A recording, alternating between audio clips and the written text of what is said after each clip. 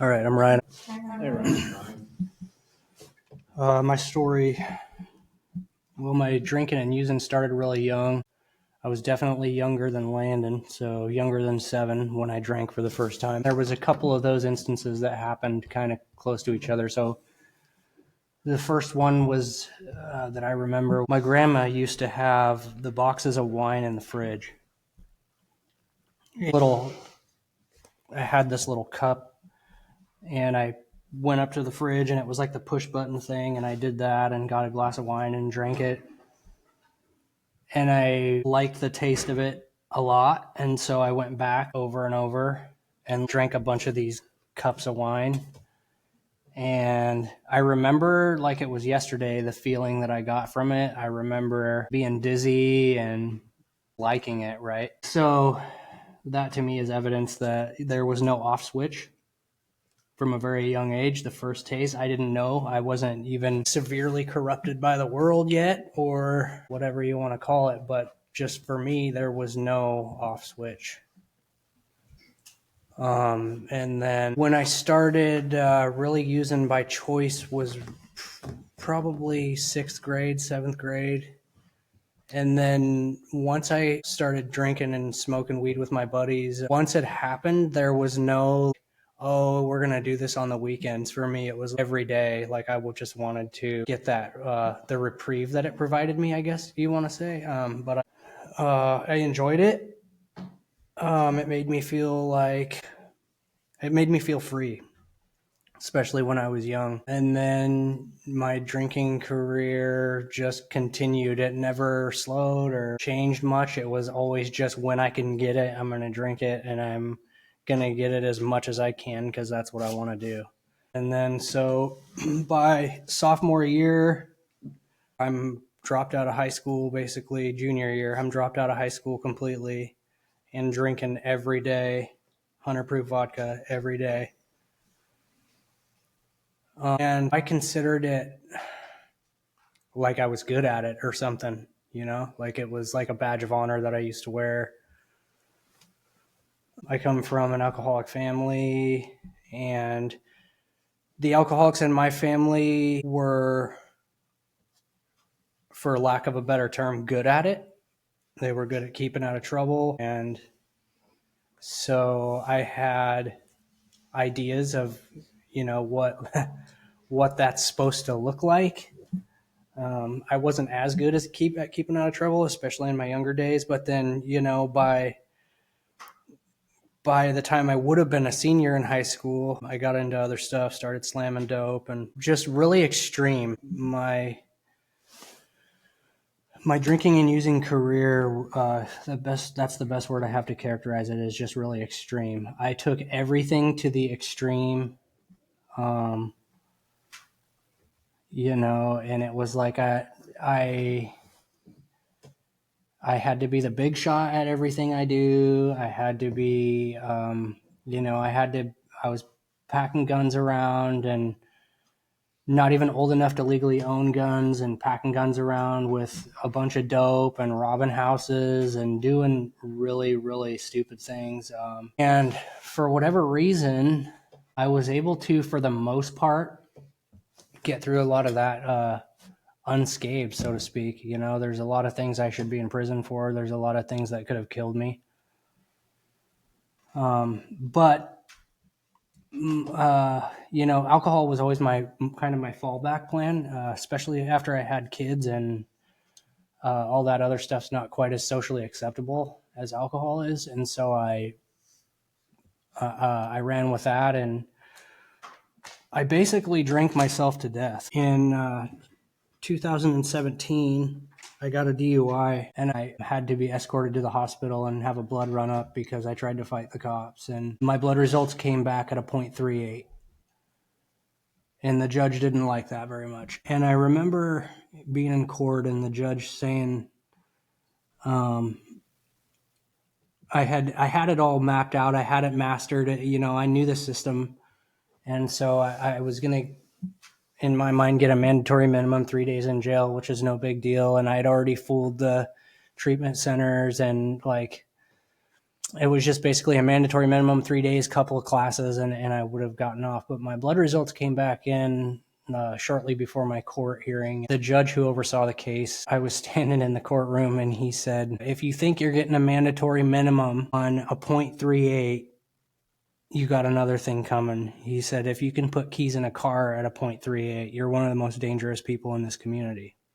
I need you to sit down, and we're going to get through the rest of these people, and then we're going to come back to you. And I remember thinking, damn, what am I going to do? And I'm looking at my lawyer. Hey, we're going deferred, like, again, trying to just weasel my way out of any kind of consequence or, in the meantime, I have family that cares about me and people that just were just worried sick, my violent adolescence, the dangerous way that I chose to live, and then now into adulthood, basically drinking myself to death, And it was everybody in my life was too scared to even approach me with, hey, maybe you should quit drinking, or hey, maybe this isn't such a good idea. It was, this is my way. This is the way I'm going to do it. And it was I was just set, and I wouldn't listen to anybody. And the whole, well, if you were in my shoes, attitude, just selfish and self-centered, and so when the judge gave me my deferred in 17, I got sober for a little while, and the reason why was because I just didn't want to go to jail. I just didn't want to go back there, and I had some pretty serious time hanging over my head. And so I got sober for a little while, and I got a sponsor, and I started going to meetings. And what I did was I just found other gods, basically. Now I don't have vodka, so I'm gonna just make other things my god. Worship people, worship my sponsor, worship the woman, worship the family, worship, whatever it was, and work. I started working a lot, and so I remember that time of sobriety being very uncomfortable and just like they talk about in rooms, like white knuckling it. I was definitely white knuckling it through that. And that was even harder for me. It was harder to live sober than it was just to drink myself to death. As soon as the PO stopped breathing down my neck and I got on bench probation, and as soon as I stopped having the court system managing my life, I started trying to manage my life again. And the best way that I know how to manage my life is with alcohol. And so that first step, our lives were unmanageable. That part of that first step, being an alcoholic for me, like I said previously, being an alcoholic for me was always like a badge of honor. It was like, I can drink more than you. I'm a real man. I'm an alcoholic. I just handle my shit better than you, that type of mentality. But the unmanageability part was something that I just couldn't accept the truth of that part of it. And so I went back out, and then my health went bad really quickly. It was as if I'd never quit drinking, just like they say in the books. And I was really struggling physically to maintain not just the pace that I drank, but because I still had to work and make things appear on the outside like I didn't have a problem, right? That was my way of managing. And since that DUI, I've been in and out of treatments, and went to a inpatient treatment in New Jersey.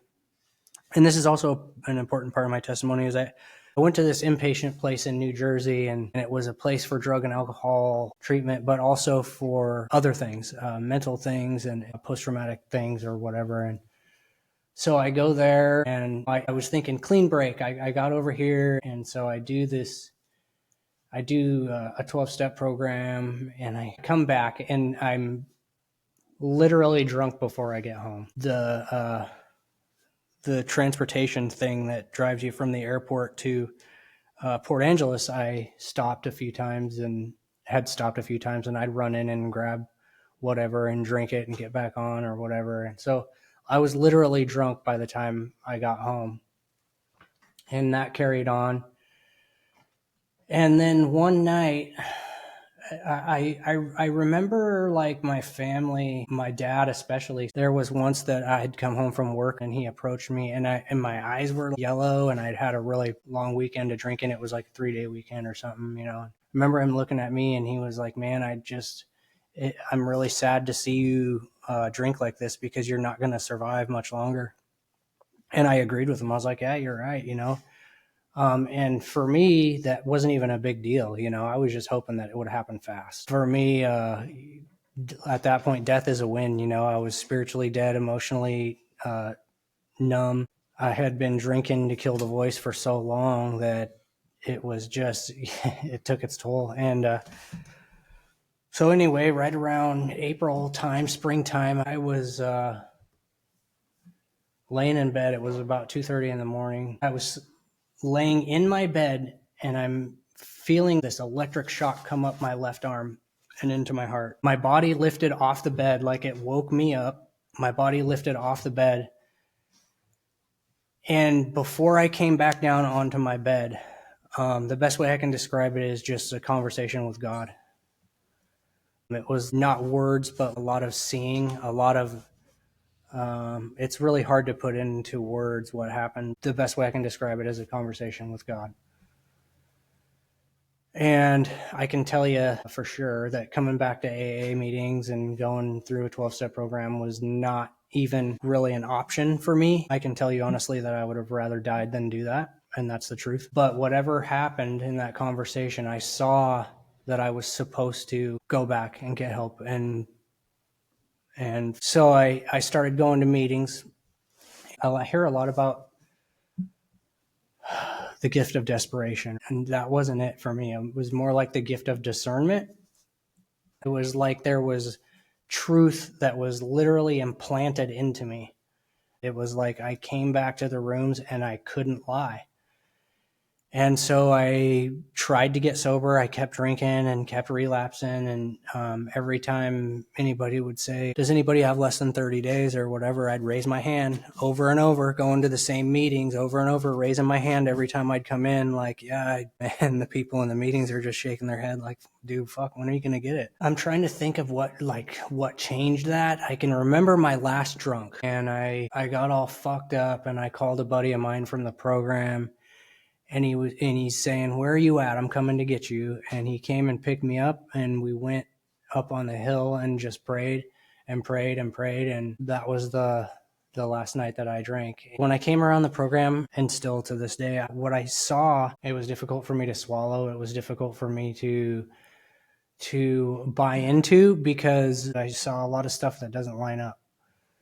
You know, and so I'm thinking, who am I supposed to go through the steps with? What am I supposed to do? Like, what is going on? And I just started praying day and night, reading 86 through 87. And then I started stringing together a little bit of time, and I started working real steps, honest steps.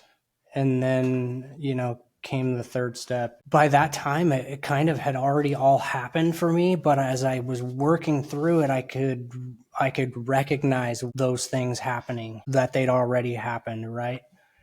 And then so into an honest fourth, fifth, sixth, seven, eight, and nine, you know, that group of steps, that honest inventory. It was the first time in my life ever really that I was able to look at my life honestly. And I don't think that it was my power that was doing that, because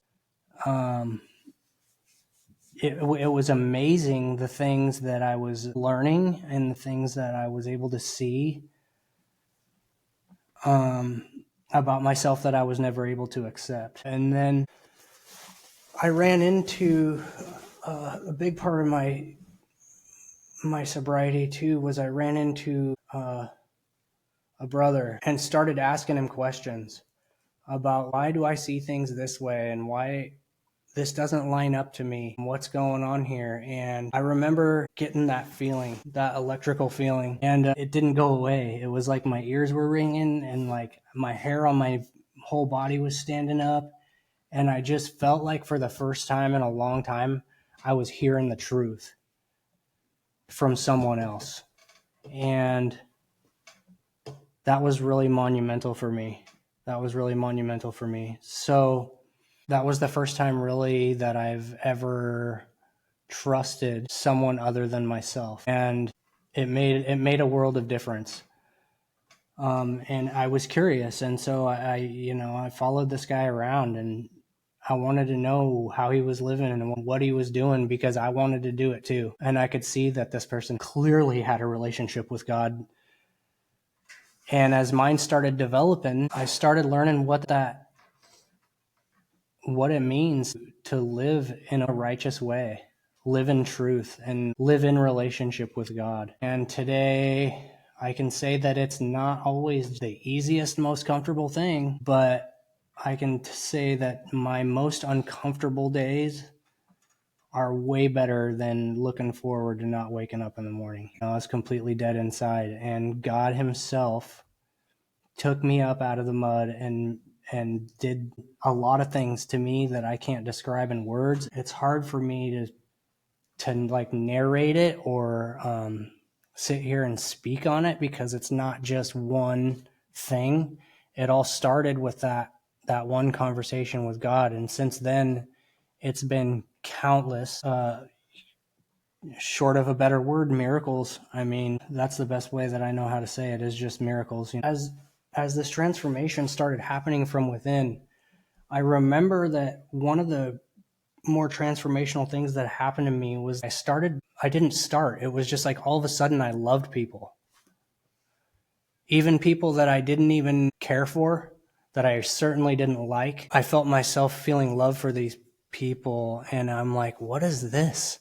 What is this? What are you doing to me? And other signs as well, other signs that God was with me. And then the gift of discernment, I'm very fortunate for that because I had two options: to get led astray or to go back to managing my own life and manage myself into the grave, which was the plan. But out of those two options, God plucked me out of it.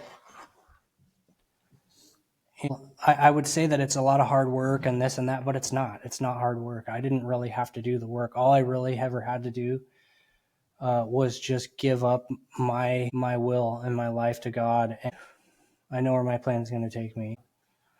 Now, there's so many things that I could go into about just the miracles that have happened to me since God saved me.